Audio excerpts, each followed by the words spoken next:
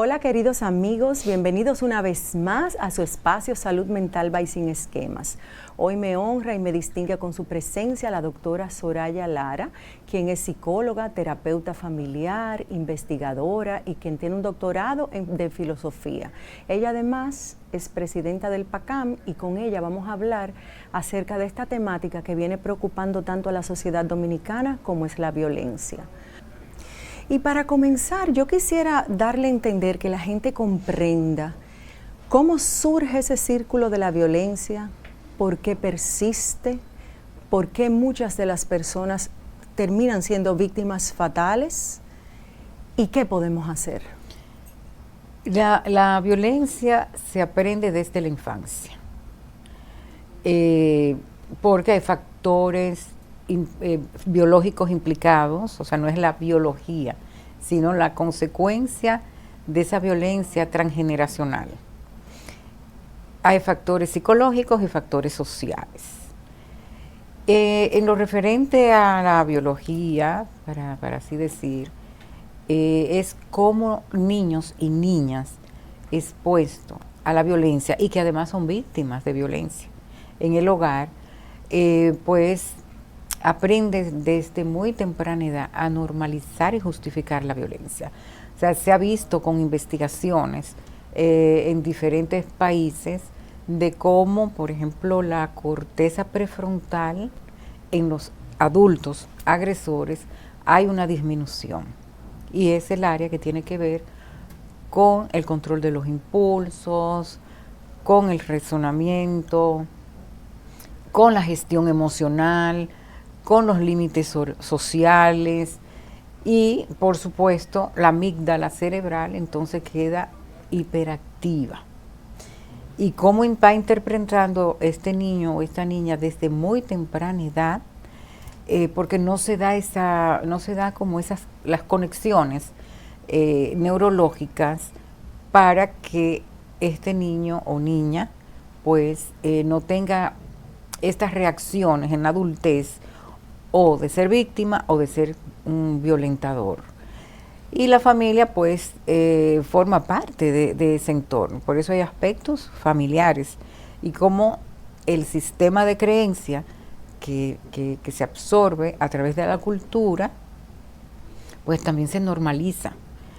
Se ha hecho, en el pensamiento dominicano se han hecho algunos cambios, pero todavía se piensa que algo hizo la mujer es que lo provoca, que algún problema mental tiene ella, porque no se responsabiliza al hombre del comportamiento violento, sino se culpabiliza a la víctima. Y en una investigación que hicimos en el PACAN, fue en pandemia, en ese periodo posterior, temprano, fue sobre los sesgos cognitivos sobre la mujer y la violencia, con una muestra de 1.042 participantes, que es una muestra importante en todo el territorio nacional, y observamos que tanto en hombres como en mujeres hay distorsiones cognitivas. O sea, la misma víctima entiende que ella es la culpable, porque es lo que tú vas aprendiendo de la cultura,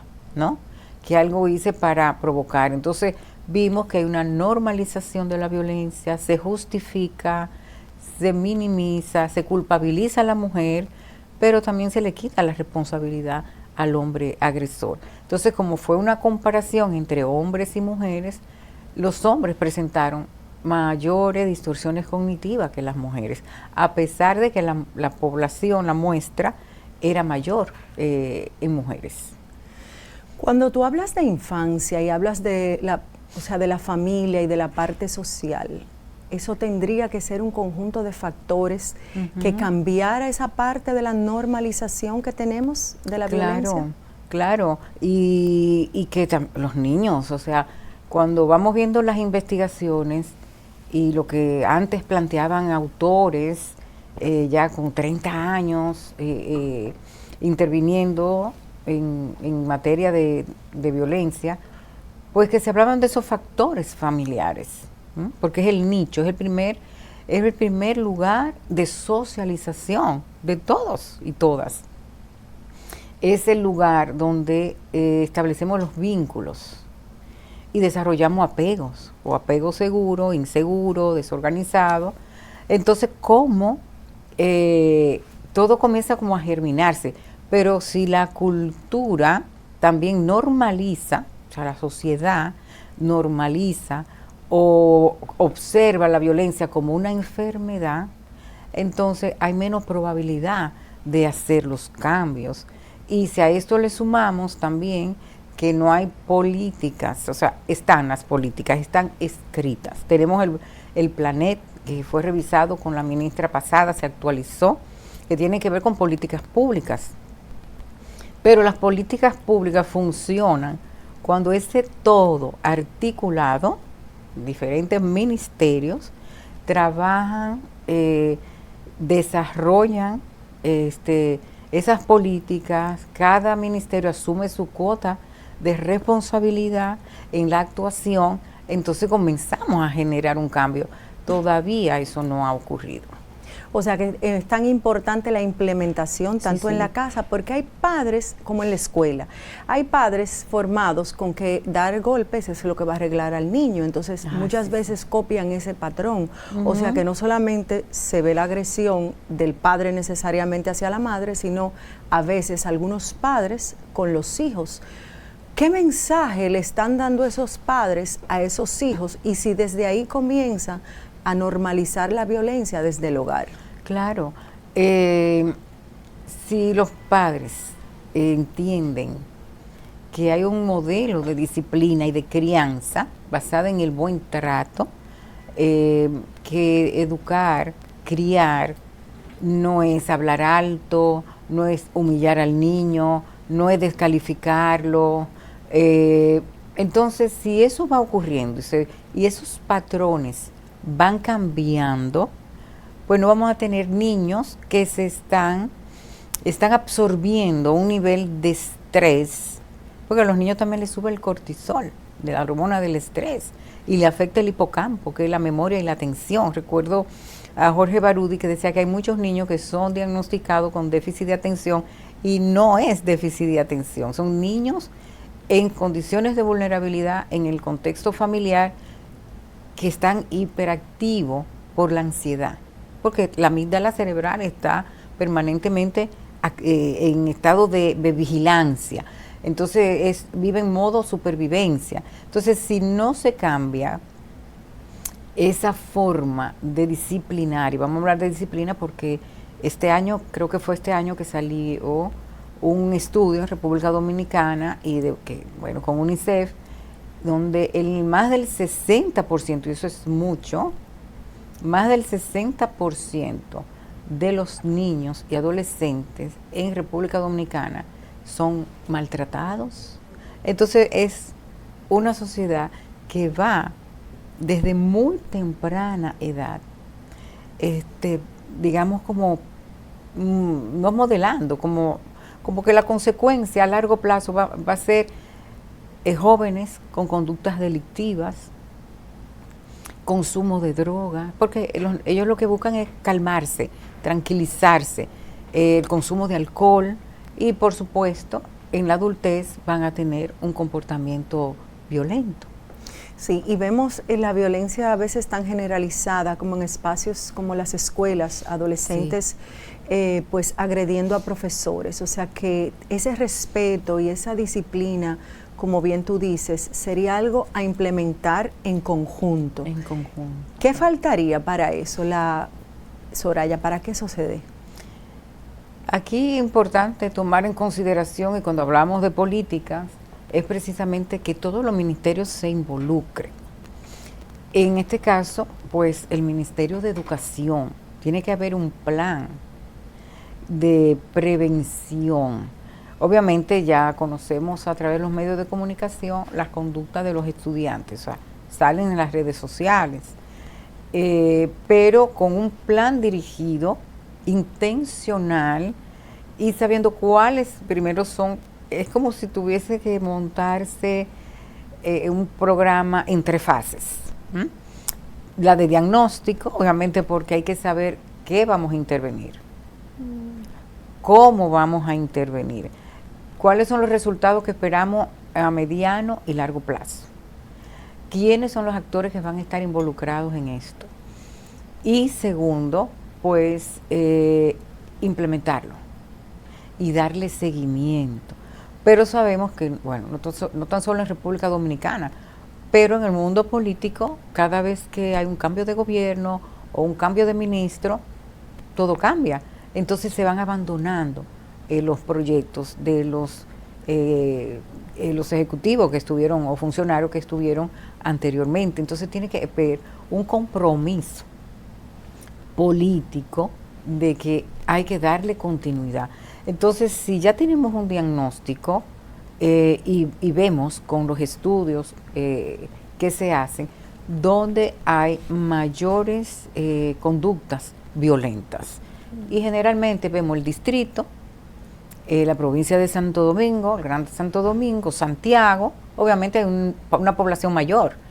Entonces, se puede decir, bueno, vamos a intervenir en estas comunidades donde la violencia es más grave, se da con mayor frecuencia, tiene que haber un plan de capacitación para maestros, directores de distritos escolares, a los mismos que van a ejecutar el proyecto. Pero dice el doctor Eduardo Calixto, un neurocientífico, que si un maestro que vivió violencia o una maestra que vivió violencia y va a intervenir, no va a registrar la violencia que se está viviendo, porque ya la normalizó, porque ya hay un proceso de, digamos, de modificación cerebral, porque la normalizó en la infancia y en la adolescencia, porque es que hay un proceso de conexión de campos neuronales. Entonces, si no se da una conexión adecuada, tú la normalizas. Entonces, fíjate la complejidad de la situación. Entonces, habría que ser también con esas personas que se van a capacitar, buscar los mecanismos de poder identificar qué tanto normalizan o no una violencia. Porque si yo también desde la edad temprana, y cuando trabajamos con mujeres adultas o con adolescentes o con niños, cuando papá se pone violento, digo papá porque es la mayoría de la violencia la ejerce el hombre, dice, me voy para la habitación. Una persona me decía el día pasado, yo lo que hacía, yo tocaba guitarra y cuando comenzaba a ver a mi papá que se ponía violento, yo me iba a la habitación. Era su forma de ya autorregularse emocionalmente. Eso la calmaba. Fíjate cómo hay niños que buscan y niñas una forma en el contexto familiar, calmarme. Pero si tú estás adulta y estás en un episodio de violencia, ya mujer adulta, va a coger su guitarra y va a cantar para calmarse, porque fue lo aprendido. Entonces, así lo vamos viendo en un inventario que hacemos en el PACAM. Le preguntamos a las madres, ¿qué hacen? ¿Algunos de tus hijos te defienden? ¿O qué hacen tus hijos cuando su padre, tu esposo te golpea? Algunos dicen, contestan, se va del lugar, se encierran en la habitación, otros le brincan arriba al padre, la defienden. Entonces, el que se va para evitar exponerse a una situación dolorosa y de miedo, hay otros que se involucran de una manera activa y agresiva. Pero no quiere decir que no tenga el mismo efecto entre el que se va y el que se queda y defiende. Entonces, fíjate, en la familia van ocurriendo, los hijos se van, como yo le llamo, se movilizan en el mismo ciclo de la violencia. Entonces, si eso no cambia en esa estructura, así va a continuar. ¿Qué cosas tiene que identificar una mujer para darse cuenta y no normalizar la violencia? Dentro de ese patrón que se da, ¿qué cosas tiene que identificar una mujer cuando comienza una relación amorosa, que todavía hay tiempo pues de no seguir con esa persona? para que le indique que va a entrar en una relación con violencia? Es ver, y como decías fuera de programa, cuáles son esas banderitas rojas que las mujeres tienen que ver. Mira, hay una fase del enamoramiento, porque también tenemos que verlo, donde el amor es pasional, y ese amor pasional dura por lo menos 3 años, que no se ve, todo es ilusión, todo es querer estar juntos, hay un enamoramiento donde uno no ve absolutamente nada. Y lo que son conductas de control se mira como algo de cariño. No te pongas esa ropa, esa faldita corta no te queda bien, yo creo que te ve mejor sin pintarte las uñas. O sea, hay una serie de banderitas que son insignificantes para una chica, pero ahí comienza el control, los celos. Que comienza, bueno, no me gustan esas amistades, a mí no me gusta que tú hables con tus amigos, yo no veo, y comienza a justificar el porqué. Pero ya también son banderitas de celos. Pero no se ve así, la muchacha dice, bueno, cuando yo le pregunto a las jóvenes, me dice, ¿cuándo fue la última vez que saliste con tus amigos? No hace mucho que yo no salgo. Bueno, ¿y a qué tú le atribuyes? Es que yo prefiero quedarme en la casa el fin de semana y no salir, pero hay algo que te motiva, que te hace que tú no quieras salir. Me dice, yo prefiero no salir, porque es que el novio mío se molesta. Y yo, para estar tranquila, mejor no salgo. Eso es una banderita, pero ella lo que está viendo es que para evitarse un problema con el novio, mejor no sale. O que es una forma de amar, o me quiero. Me quiero porque, naturalmente, eso imagínate a la potencia, porque estamos hablando de control, aislamiento y celos. Entonces, escuchen bien esas 3 cosas. Y es estar alerta.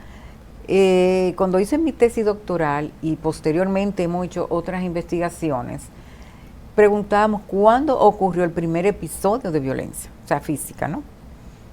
Y es una constante en los primeros 3 años. Más del 60% de las mujeres violentadas en los 3 primeros años de relación. Pero ¿qué sucede? Y es lo que oímos como los testimonios. Yo pensaba que él iba a cambiar.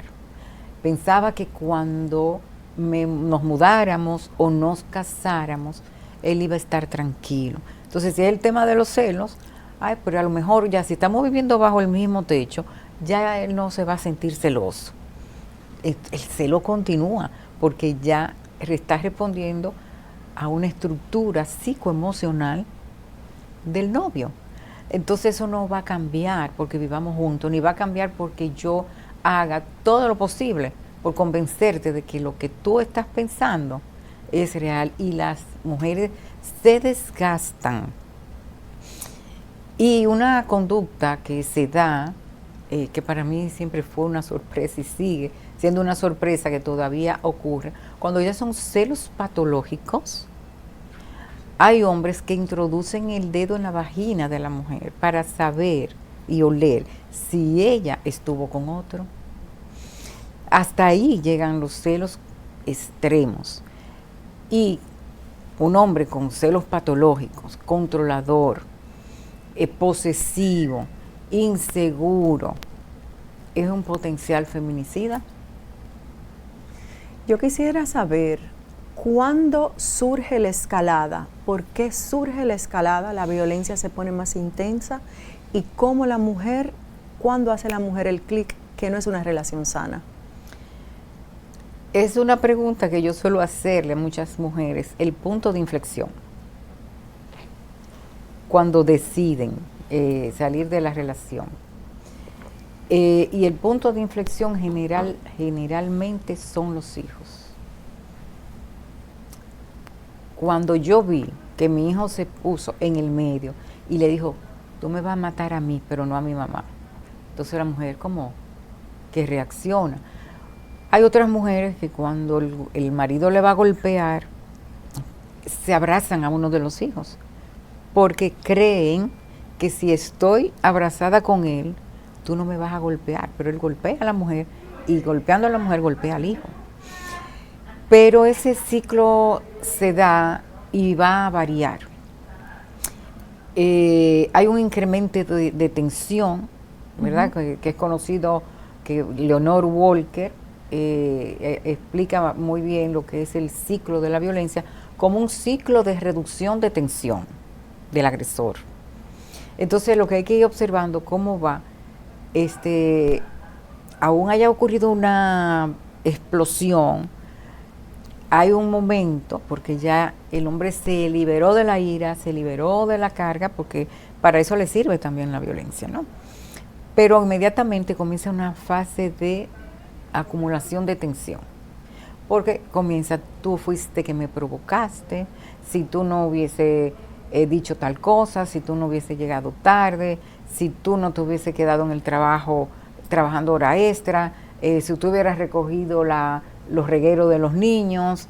Entonces todo esto, él va acumulando su propio estrés, pero a la misma vez se activan pensamientos, que son pensamientos también disparadores de la violencia.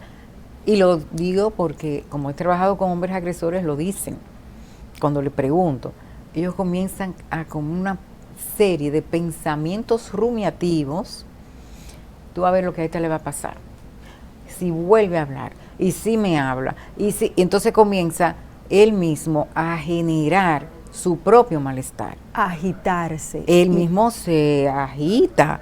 Entonces no hay una gestión emocional de poder parar esos pensamientos y decir, yo estoy produciendo estos pensamientos que me están poniendo más irritable, más iracundo, me pongo más celoso, más controlador.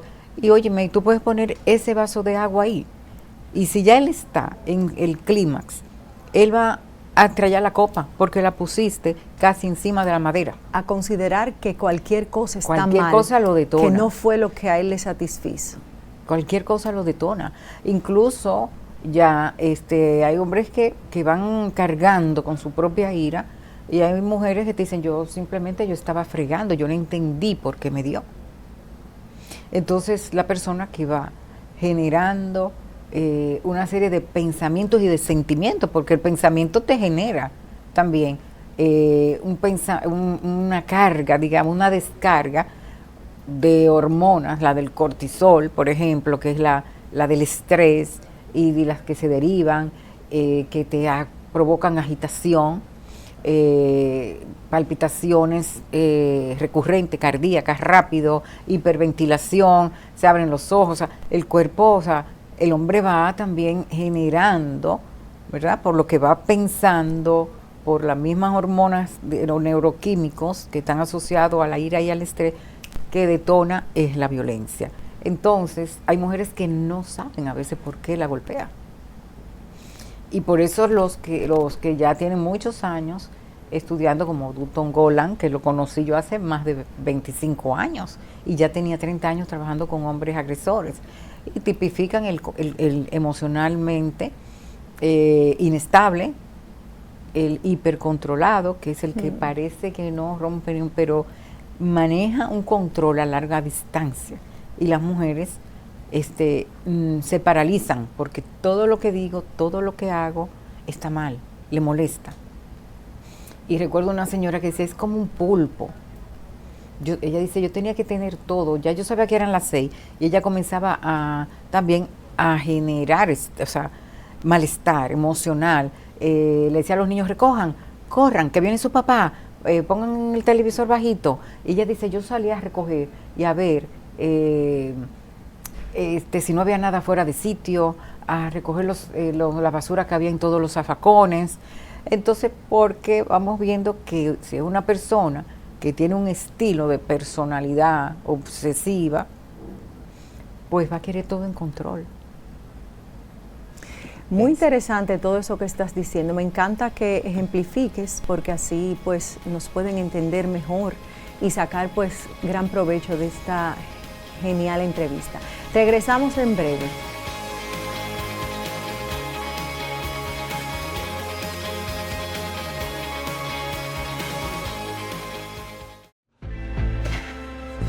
Tu Esto es mío, esto es mío.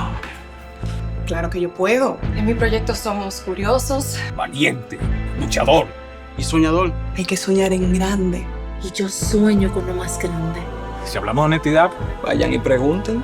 Porque yo soy honesta de verdad. Nunca dejo de pensar en lo demás. Así soy yo. Así soy. Porque yo soy de aquí. De aquí. Y por eso, yo soy invencible. Cuando los dominicanos creemos en nosotros mismos, somos invencibles. Lo sabemos porque somos Banreservas, el banco de todos los dominicanos.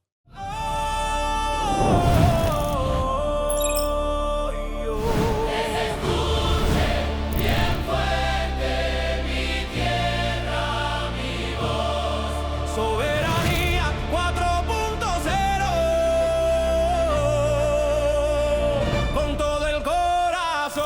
Bienvenido donde comienza la patria. En el interés de darle razón de ser este concepto que se llama Soberanía 4.0 y sobre todo aquí nuestra música es patria, hemos iniciado por aquí. Gracias por recibirnos y sobre todas las cosas, gracias por preservar el espíritu de la dominicanidad. Desde Jimaní hasta todo el país, la radio dominicana vuelve a ser raíz. Indotel trabajando por nuestra nación, la cultura se escucha con nueva conexión.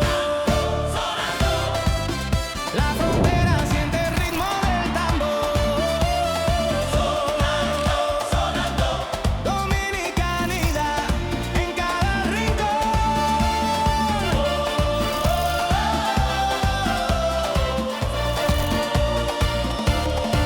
Soberanía 4.0. Cada hogar tiene un espacio especial que disfrutamos. Juan ama llegar y ver el juego con su hijo en la sala. Lo de María es leer con su cafecito en la galería. Y la cocina es el lugar donde la familia crea y comparte recuerdos en cada plato. Detrás de esos momentos que disfrutamos hay una gran historia. Fueron muchas horas de entrega de Juan en el negocio, años en los que María trabajó con paciencia y dedicación como profesora, y tiempo donde juntos trabajaron por lo que tienen hoy. Cada logro es valioso.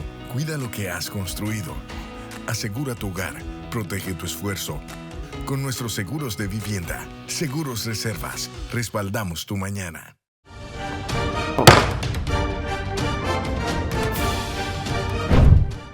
La Cámara de Diputados aprobó en segunda lectura el proyecto de ley que regula la prevención y respuesta para personas desaparecidas en peligro inminente y crea el Sistema Nacional de Alertas, Alerta RD. Además, el Pleno declaró de urgencia y refrendó en primera discusión el proyecto que deroga varios artículos de la Ley Orgánica del Régimen Electoral para suprimir las candidaturas independientes y lo enviaron a una comisión especial para continuar su estudio. En otro orden, el presidente del órgano legislativo, Alfredo Pacheco, informó que los diputados tienen en carpeta la aprobación de varias leyes importantes para el desarrollo del país, como el Código Civil, la Ley Orgánica de Deportes, la de Agua, Ciberseguridad y la reforma al Código de Trabajo, entre otras. Y el Departamento de Recursos Humanos de la institución realizó la conferencia Derechos Humanos y Equidad de Género, Desafíos para las Sociedades Contemporáneas, impartida por María Yolanda Escalante.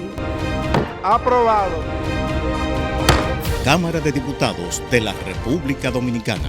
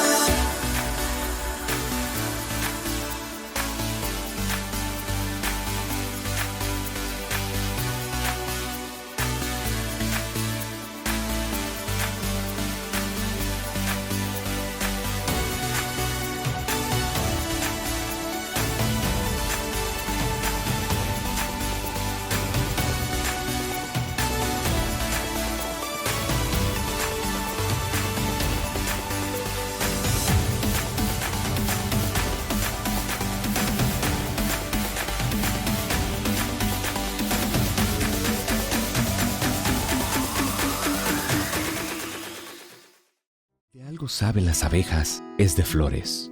Hay de todo tipo y para todos los momentos. Lo importante no es solo su color, tamaño o forma, sino lo que hace sentir cada una. Y para esos sentimientos trabajan. Igual que el Banco Central, que trabaja para hacer florecer la economía y que sientas estabilidad. Para ese sentimiento de crecimiento y desarrollo. Para que la primavera llegue a todos los sectores y los planes de muchos den grandes frutos. Banco Central de la República Dominicana. Trabajando por una estabilidad que se siente. En BM Cargo sabemos que hay sueños que se envuelven en paquetes y nos enorgullece ser el puente entre tus sueños y tu realidad, porque cada entrega es especial.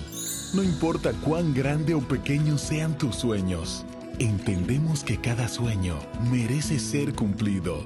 Somos más que una empresa de paquetería. Somos tus cómplices en cada aventura. BM Cargo, donde lo único pequeño es el mundo. Y ahora, el bateador se prepara con 2 outs.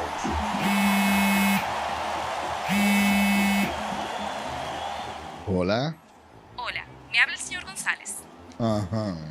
Le llamamos porque usted es un cliente preferencial y queremos ofrecerle nuestra tarjeta Gold, la cual tiene infinitos beneficios, entre ellos descuentos en supermercados, salones de belleza, farmacias y acumula puntos para viajes al extranjero, incluso a la luna. Hay mejores formas de evitar llamadas no deseadas. A través de la aplicación de ProUsuario, ahora puedes solicitar que te excluyan de los listados de marketing de las entidades financieras. Descarga la app en Google Play y App Store.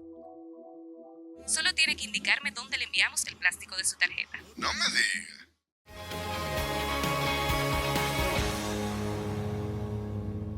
De nuevo aquí con ustedes, hablando del interesante tema que nos compete a todos y que nos preocupa como sociedad.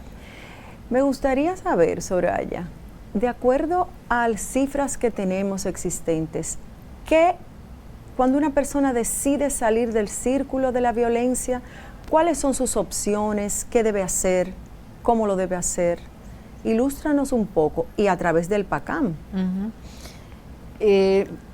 Pues tenemos una población importante de mujeres que van al patronato que ya no están con la pareja, pero sí reconocen que están afectadas psicológicamente y sobre todo el agresor no termina nunca. O sea, luego viene el control a través de los hijos, las amenazas de que te voy a quitar los hijos. Esos son, aunque no lo hagan. El tema de la manutención, que es otro tema. Y las visitas, ¿verdad? O la custodia compartida, donde los hijos tienen que ir, donde el padre, pero los hijos no quieren ir, pero la mamá no puede decir, pues no vayan, porque eso se convierte en otro problema. Y si los hijos no quieren ir, va a la Fiscalía de Menores, porque es complejo, y denuncia a la madre. Entonces, por el bien del niño, por el bien supremo del niño, según establece la Constitución, tiene el derecho de compartir con su padre. Pero es el padre que también violenta, habla mal de la madre, es un padre que los hijos no perciben el cuidado cuando van del padre, o que también los maltratas, pero la mamá se ve otra vez paralizada. Y la pensión alimentaria no es, ¿verdad? Que la mujer no dice, bueno, todos los 15, para poner un ejemplo, recibo la pensión. Es cuando él quiere, se atrasa meses.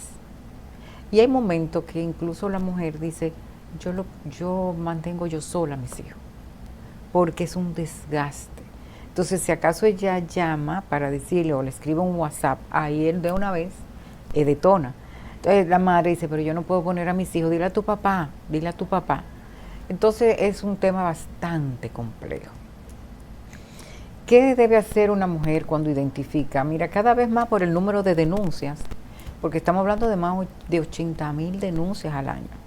¿Aquí en nuestro país? En nuestro país. O sea, hubo unas estadísticas que ofreció la procuradora de las estadísticas en los últimos 10 años y había una denuncia de 42.000 denuncias. Es decir, que si lo vemos por año, superan las 80.000 denuncias y en este año vamos con denuncias también con un porcentaje incrementado, lo que indica que la mujer está identificando que está siendo violentada. Es una ganancia en el sentido, es una pena, pero como quiera está ocurriendo la violencia. Pero la mujer identifica que es violencia sexual, que es violencia psicológica, que es violencia física, que es la más conocida, y la violencia económico-patrimonial. Entonces, ver que la mujer ya sabe por lo que está denunciando, ya es una ganancia, digamos, social, en el sentido de que ya la mujer identifica. Las denuncias, pues, se establecen medidas de protección, que eso es una protección relativa en el sentido de que no la llames, no te puedes acercar a, creo que el metraje es de 500 metros, me parece, algo así. No puedes visitar los mismos lugares, no puedes portar armas de fuego, no consumir alcohol, pero ¿quién tiene control de eso? Sí. Y si la mujer, hay mujeres que tienen que estar cada 3 meses denunciando. Sí. Entonces todavía no hemos llegado a que si hay un número X de denuncia, hay una medida de coerción que tiene que ser más firme, o sea que el agresor, el denunciado, entienda que hay un sistema que no lo está apoyando. Entonces a veces nos preguntamos, si hay más de 80.000 denuncias al año, ¿cómo se le da seguimiento a esas 80.000 denuncias al año? Es un número alto, pero como te comentaba también antes de la entrevista formal, vi con buenos ojos que ahora las procuradurías van a tener abogados a la orden o a la disposición de las víctimas de violencia para esos casos, porque quizás eso puede ser un aliado de proteger más vidas denunciadas, porque realmente muchas van y muchas hacen su vida sola, pero también muchos irrumpen en las casas, como tristemente vemos por la televisión, y ellas están cocinando tranquilas y ahí mismito pues toman acción y las matan. Entonces, quizás ahora podemos tener una luz, aunque es un patrón aprendido, como tú bien dices, quizás vamos a poder salvar más vidas ahora. Bueno, eso como yo diría está por verse, porque tú denuncias y volvemos a lo mismo, o sea, ¿quién le da seguimiento al agresor? Porque si ella está cocinando, o sea, hemos visto feminicidios donde estaba con la madre y una hermana y el agresor, bueno, o da muerte a todos, o mata a la madre, que hemos tenido casos así, mata a la hermana, hemos visto que hasta una comadre, o sea, que es lo que se llama el feminicidio interconexo. Entonces, por ejemplo, se anunció hace un tiempo los puntos de vida, que tenía la misma intención, y que esos puntos de vida iban a ser comercios, o farmacias, o bancos. Entonces, ¿qué sucede? ¿Dónde están esos puntos de vida? O sea, primero se hizo una reunión con todos esos comercios están dispuestos, el Estado va a garantizar una capacitación, porque tú sabes que las farmacias que tienen personal de 24 horas cambian. Sí. Y hay días libres. Entonces, por ejemplo, nosotras que somos una ONG, no hemos recibido un comunicado para poner y anunciar, o ponerlo en la pared, o cada terapeuta, mira, si te pasa esto, ve a este establecimiento comercial. No, entonces yo misma me pongo a pensar, y como estuvimos hablando de esto el día pasado en un conversatorio, y yo digo, imagínate un dependiente de una farmacia que llegue un señor con un arma de fuego, con un machete en la mano, ¿qué va a hacer el farmacéutico o el que trabaja en la farmacia? Va a haber un botón, o sea, es muy complejo, eso no es tan fácil. Es que no es fácil. El Estado tiene los fondos necesarios para decir, vamos a hacer como un proyecto de prueba, ¿no? Y vamos con esta cadena de farmacia. ¿Cuánto le cuesta al Estado capacitar? Va a haber un timbre conectado a la línea vida, al Ministerio de la Mujer, al 911, porque nosotros hemos tenido casos que le decimos a las mujeres, mira, cualquier emergencia que tú veas que llaman, que está por aquí, está cerca, está rondando, llama al 911. El 911 no puede llegar donde ella vive. Exacto. No puede llegar al callejón donde ella vive. Entonces, perdona que sé que ibas a hablar algo, pero estamos hablando del distrito, ¿verdad? Y que esto pues se puede hacer como un proyecto piloto en las comunidades donde hay mayores denuncias o donde vemos estadísticamente que más ocurren los feminicidios. Entonces, si no hay incluso hasta ese análisis y que tú vas a decir, vamos a hacer este proyecto piloto, porque en el Distrito Nacional, en el Gran Santo Domingo, es donde más ocurren los feminicidios, donde más ocurren las denuncias. Pero ¿qué está pasando en Pedernal? ¿Qué está pasando en Moca? ¿Qué está pasando en Bonao? Bueno, y otras comunidades mucho más lejanas. Entonces, o se hace un plan piloto, vemos los resultados de ese plan piloto y luego se extiende porque resultó. ¿Ves? Entonces, viendo las estadísticas de la Procuraduría, las denuncias, el porcentaje mayor de denuncias son los lunes. O sea que los fines de semana la violencia se incrementa. Porque hay mayor interrelación en el fin de semana, porque si la mujer trabaja y el hombre también, va a haber tensión, porque la mujer nos dice que hay una violencia que ocurre varias veces en la semana. Otros violentos son los fines de semana. Otras violencias ocurren cada 15 días. Yo creo que eso que tú has dicho, esa información que tú has dado, es tan valiosa. Y creo que por ahí se puede comenzar un plan que se puede tejer, sobre todo comenzar en Santo Domingo sería lo ideal para ver cómo otras comunidades se benefician. Volvemos en breve para la conclusión de esta interesantísima y edificante entrevista.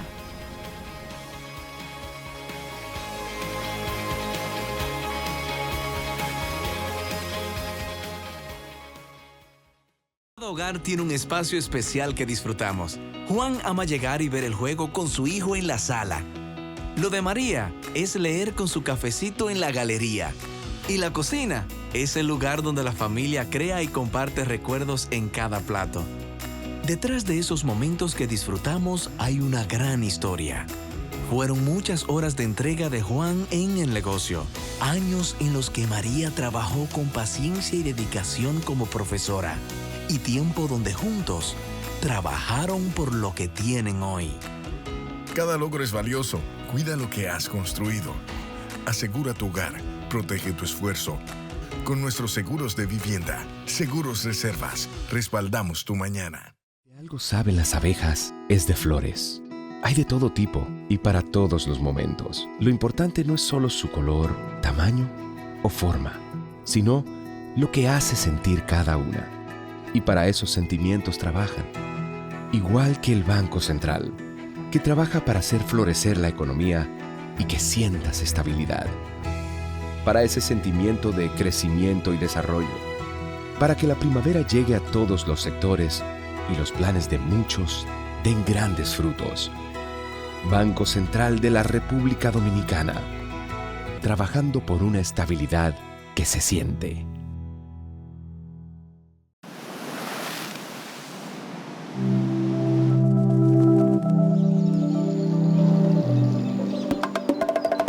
Esto es Dominicana. Playas donde solo escuchas tu eco. Mar. Surf. Comida. Mar. Surf. Gente buena. Ron. Montañas que rompen el océano. Los que vinimos por 10 días y ya llevamos 10 años. Los que vinimos por hacer y nos quedamos por amor. Mesas, bares Hoteles. y hostales. En Dominicana, no importa por qué viniste. Aquí lo único que importa es por qué te quedaste y si quieres volver. Y que al recordarnos sonrías sin querer. Dominicana es su gente. Dominicana. Dominicana. Dominicana te sonríe.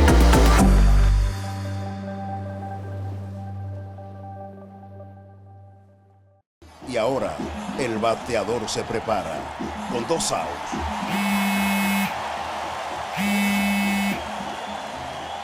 Hola. Hola, me habla el señor González. Ajá. Le llamamos porque usted es un cliente preferencial y queremos ofrecerle nuestra tarjeta Gold, la cual tiene infinitos beneficios, entre ellos descuentos en supermercados, salones de belleza, farmacias y acumula puntos para viajes al extranjero, incluso a la luna. Hay mejores formas de evitar llamadas no deseadas. A través de la aplicación de ProUsuario, ahora puedes solicitar que te excluyan de los listados de marketing de las entidades financieras. Descarga la app en Google Play y App Store. Solo tiene que indicarme dónde le enviamos el plástico de su tarjeta. No me digas. Esto es mío, esto es mío. Claro que yo puedo. En mi proyecto somos curiosos. Valiente, luchador Y soñador. Hay que soñar en grande. Y yo sueño con lo más grande. Si hablamos de honestidad, vayan y pregunten. Porque yo soy honesta de verdad. Nunca dejo de pensar en lo demás. Así soy yo. Así soy. Porque yo soy de aquí. De aquí. Y por eso, Yo soy invencible. Cuando los dominicanos creemos en nosotros mismos, somos invencibles. Lo sabemos porque somos Banreservas, el banco de todos los dominicanos.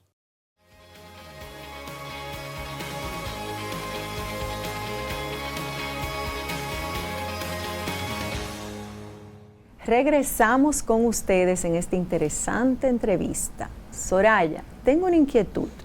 Esos huérfanos de la violencia, si hay algún estudio, hay algo que tú nos puedas decir, ¿pueden reconstruir su vida? Que son las víctimas invisibles. ¿Pueden reconstruir su vida de una manera diferente? ¿Cuál es el pronóstico de esos niños que a veces quedan con abuelas, con una tía? O separados, porque estamos hablando de tal vez de 5 niños en un contexto de pobreza y una abuela tal vez no puede con los 5 nietos o los 4 y tienen que lo tiene un tío, lo tiene una tía y esa es parte de las consecuencias y de la fragmentación familiar y del significado emocional que tiene para estos niños que estuvieron expuestos a un hecho violento, que no es tan solo porque el feminicidio es el hecho culmen del control y del dominio y de la posesividad.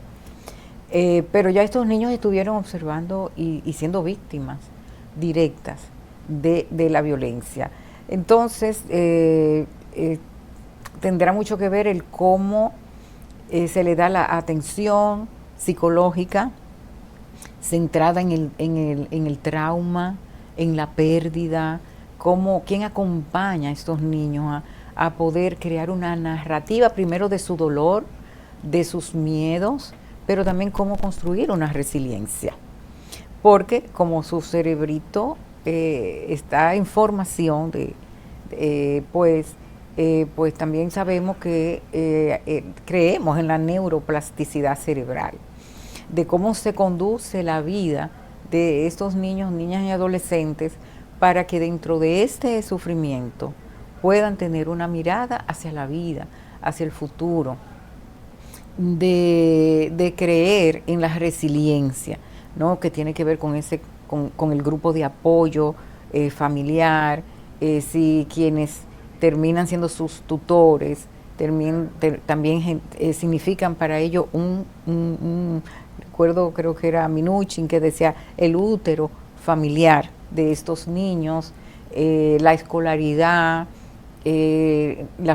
otras fuentes de apoyo, los profesores que se convierten en fuentes de apoyo, la familia extendida, la comunidad. Y hasta una vecina, la familia psicológica, sí, alguien que pues les da ese calor y esa continuidad, pero sobre todo que no vivan en esa incertidumbre y todo lo que genera la violencia, que como tú bien dices, pues altera todo el sistema de un niño y el cerebro. Y tenemos que aspirar a tener esperanza, en creer en la resiliencia, y como dice tanto Jorge Barudi, como dice Boris Cyrulnik, que para mí es el representante de la resiliencia universal, y él dice, con una sola persona de confianza es suficiente para construir la resiliencia. Entonces tenemos que apostar a eso. Sí. Qué bonito eso que tú dices. A mí me gusta mucho cuando tú hablas en tus posts, en tus redes sociales, que son bastante psicoeducativas, acerca de la importancia de papá y mamá, esa coherencia, ese modelamiento, ese respeto mutuo, esa admiración mutua y cómo conllevan las situaciones. ¿Qué mensaje podemos dar a todas esas familias que nos están viendo para tratar desde nuestro núcleo familiar de construir una mejor sociedad donde no haya violencia? Y sabiendo que es posible, pero para ser también como padres coherentes. Esa coherencia surge de la coherencia individual. Si yo como persona, vamos a hablar primero de la persona, si yo soy coherente, congruente conmigo misma, si yo entiendo que el buen trato, no tan solo con mis hijos, sino también con mi pareja, es una alternativa posible, porque vamos a estar teniendo una relación basada en la tolerancia a las diferencias individuales, a la expresión de la afectividad, a saber que lo que tú y yo como personas adultas vamos a incidir en condicionar la respuesta emocional de los hijos, si sabemos que si tenemos una mala relación, si somos incongruentes en el sentido de que decidimos vivir juntos, pero estamos llevando una vida totalmente desarticulada, individual, sin espacio para tiempos juntos, porque los niños necesitan ver que papá y mamá se quieren, que se divierten, que llegan contentos a casa, que papá y mamá se toman las manos en casa, que se saludan, que se dan un besito. Eso cuando llegan, o una celebración, una alegría por el otro, de que yo te digo palabras que reflejan que te admiro, pero tiene que ser recíproco. Entonces, si cada quien se responsabiliza en conocerse, esa mirada, ese diálogo interior de quién soy, qué me digo, cómo me valoro, porque lo que tenemos dentro es lo que proyectamos sobre el otro. Entonces, si logramos esa coherencia individual, vamos a ser coherentes en la forma en que tú y yo nos relacionamos, y en consecuencia esa coherencia pasa a esa nueva generación. Es como yo digo, es comprender, los padres tienen que comprender que estamos criando personas, niños que en la adultez van a ser personas que la intención es que se desarrollen, tengan una vida rica, tengan riqueza espiritual, tengan conciencia de la moral, tengan conciencia de lo social, y eso solamente se aprende a través de ese nicho, de ese espacio que representa a la familia, donde el niño y la niña aprenden también a ser congruentes, a ser resilientes, a respetar a los demás y a tener un comportamiento social responsable. Y yo creo que la familia que se fortalece también modifica la cultura. Y la cultura, si se va cambiando todas esas creencias distorsionadas, va a nutrir también la familia.